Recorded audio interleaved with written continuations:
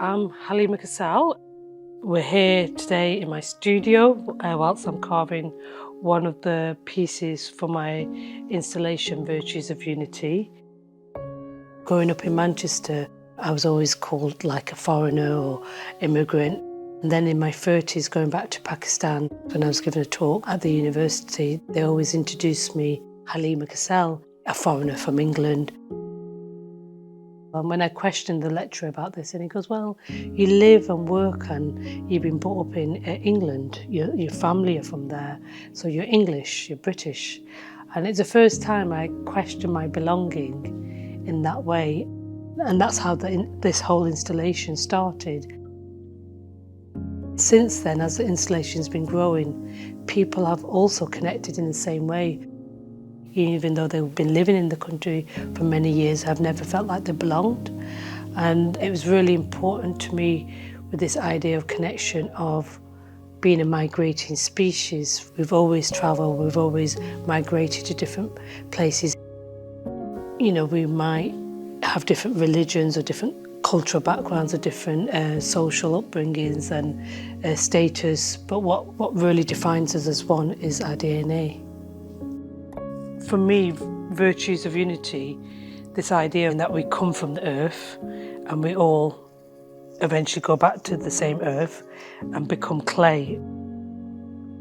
For me, it's important to get as much information about the clay, what the local people use it for, where it's actually been dug out from. And the clay itself comes in different states. So some people might dig it out from their next door neighbour's farm, or some people might get it from a local village.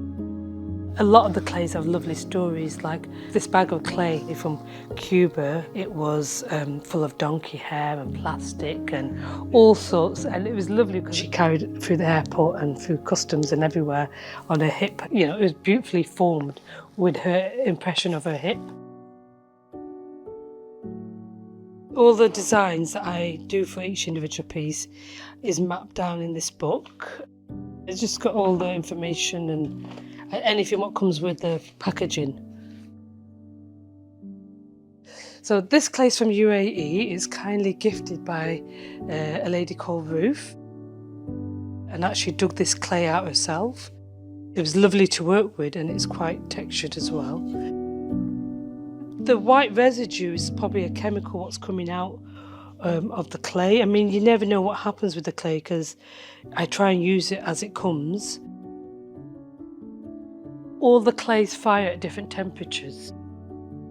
I bought 2 clays and I was told that both the clays were stoneware, and when I fired them together, the other one wasn't, and it melted all over my kiln. So that's the lava of the other Italian clay. So, you know, sometimes there's mishaps and sometimes there's things what happen unexpectedly and you kind of take them in your stride. It's beautiful when you can use the clay directly from the place it's been dug out from, and, you know, you take a high risk that way, but there's a lot more kind of reward as well. So each piece has a hole, and the holes depend on the symmetry. So if it's like this one, a symmetry of 5, then it has 5 holes. If it's a symmetry of 3, it will have 3 holes. And for me, the holes are really important. Connects to the idea of energy and light, and when they're displayed together, the shadows that project through the hole almost transmits light from one to another. And I think as human beings, we do the same. We transmit energy onto people around us. Spiritually, for me, I believe we carry on, and I think that the energy that we've left in a past life then carries on through into our new being. Also, the holes are there to kind of represent this idea of Mother Earth, you know, this spherical shape. It's very womb-like.